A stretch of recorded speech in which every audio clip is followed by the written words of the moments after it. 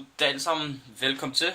I dag skal vi lave første episode af vores flyskole her. Og i dag er vi i Aarhus, som kommer til at forløb igennem den her flyskole. Der kommer til at være et par episoder, hvor jeg viser jer, hvordan man både taxi og tech, og hvordan man bruger de basiske instrumenter.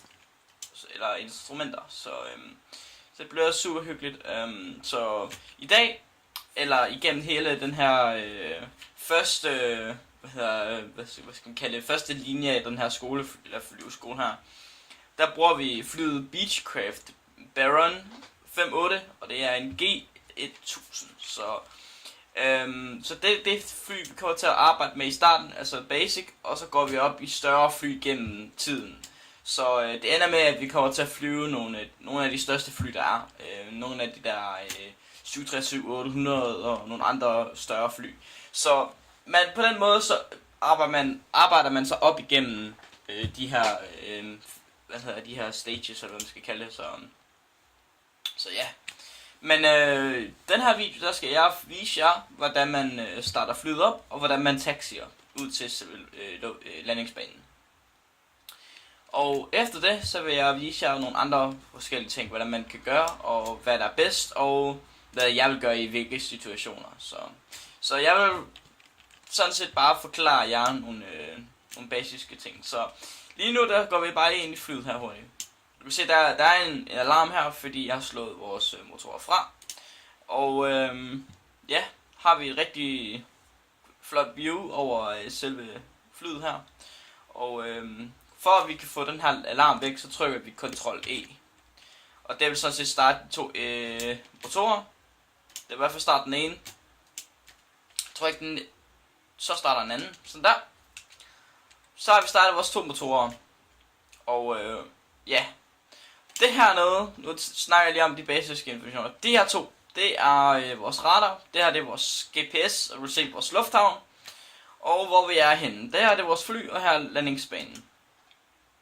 Og det er selvfølgelig en Garmin, for det er de fleste. Og så hernede har vi klokken. Klokken den er 1:48. Og hernede har vi også nogle andre knapper. Sådan noget som fuel boost og nogle andre ting. Og herover der har vi vores instrument, hvor vi kan se hvor hurtigt vi flyver. Og det herover det er hvor højt vi flyver. Og har vi en lille radar hernede igen. Det her det er hvilken vinkel vi holder i. Og ja.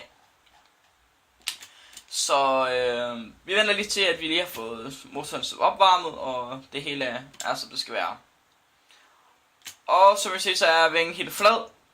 Det her nede, det er vores flaps. Vi sætter vores flaps til sådan der. Så har vi sat flaps til, det når vi skal lande. Og så kan vi hæve dem igen, når vi skal lette. Så det er super nemt. Godt, så har vi gjort det. For at kunne bevæge dig rundt i cockpittet, for at kunne sådan gå op og ned, der trykker du shift, så kan du trykke på slet og enter. Slet det gør, så du går nedad, og enter det opad. Så ved I også det. Super. Så det er sagt. Så for at vi kan bakke, så trykker vi shift P.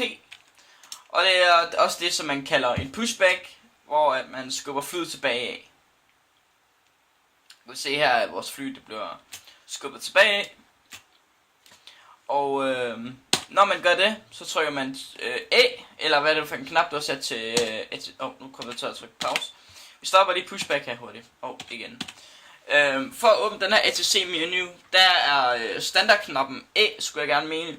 Hvis den ikke er det, så skulle den gerne stå under controls. Og ja, så kan I bare lige spørge mig, så skal jeg nok lige prøve at finde den standard. Men det man starter med, det at gøre, det er tune radio for Aarhus ground, og så tager du request taxi remain pattern.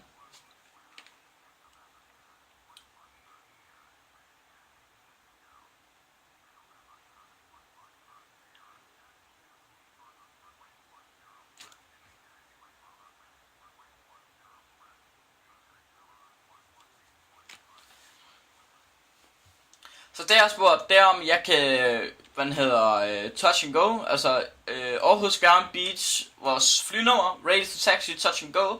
Så får vi svaret, Beach, flynummeret, jeg venter lige til den her,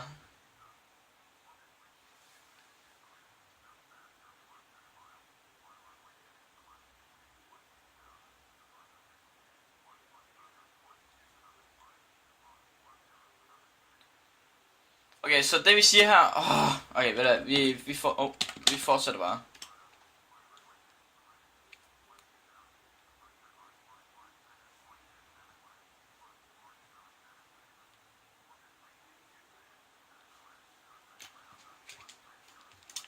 Du skal så en taxi dertil, det er vist fint. Og så giver vi gas op, så vi drejer til den vej, vi skal lige acknowledge.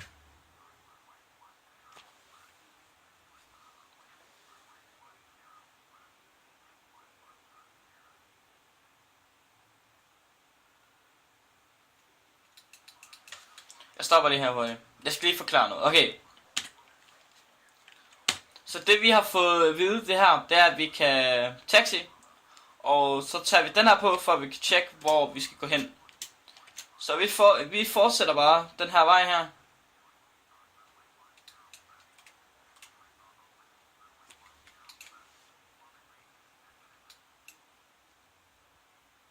Og jeg skal lige passe på, når I taxer med det her fly, det er rimelig... Det er rimelig hissigt.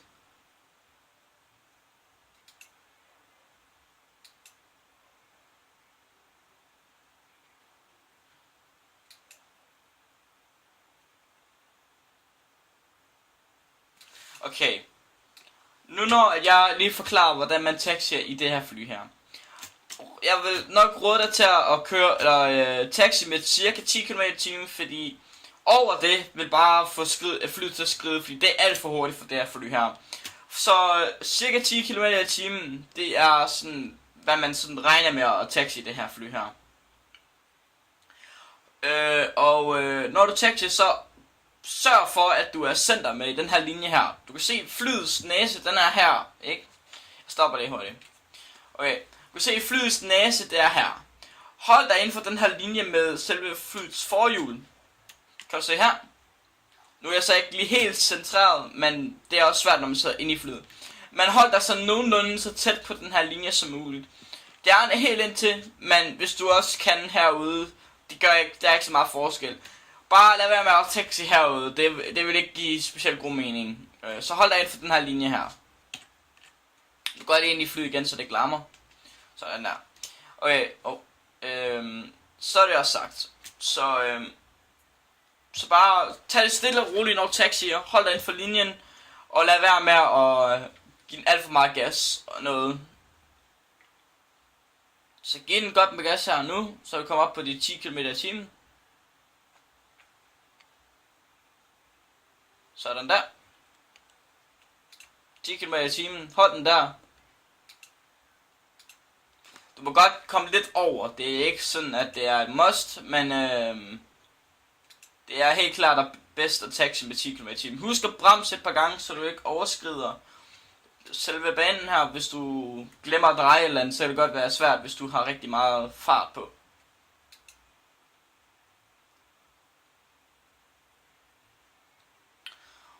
Så kan du se, at vi er over 13 km/t. Det går nok, når vi går lige ud. Det er ikke sådan, at 15 km/t, det er også fint nok til taxi. Men jeg vil nok foretrække i starten at tage 10 km/t. Prøver vi at holde den under 13 her. Eller lige præcis 13.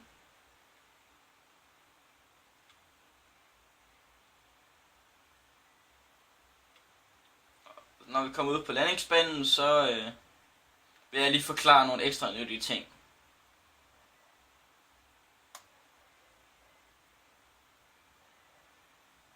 Har vi dit større fly foran os. Og når man taxier, så er det fly, der er foran de første prioritet. Så det vil sige, at hvis der er et fly heroppe foran, så skal du lytte til, hvad din control tower siger. Fordi hvis han siger, at du skal for eksempel hold short, det betyder, at du skal holde sent.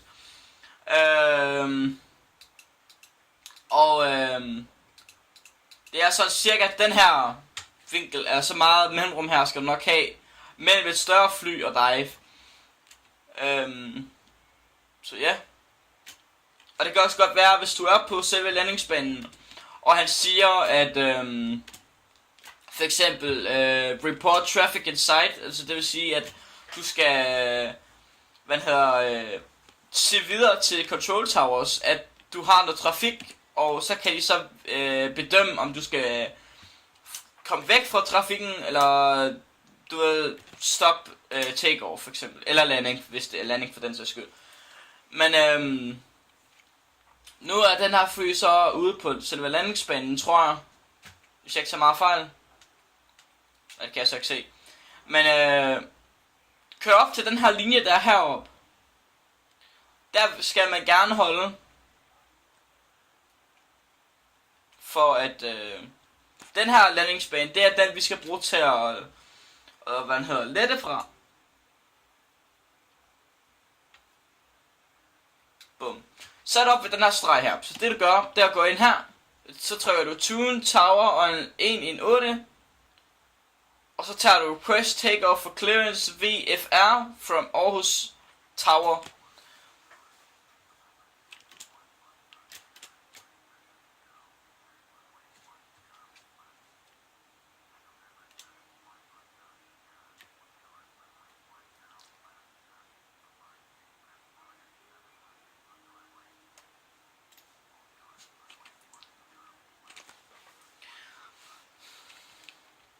Det var så set det, jeg forklarede, det der med, at man skulle hold short.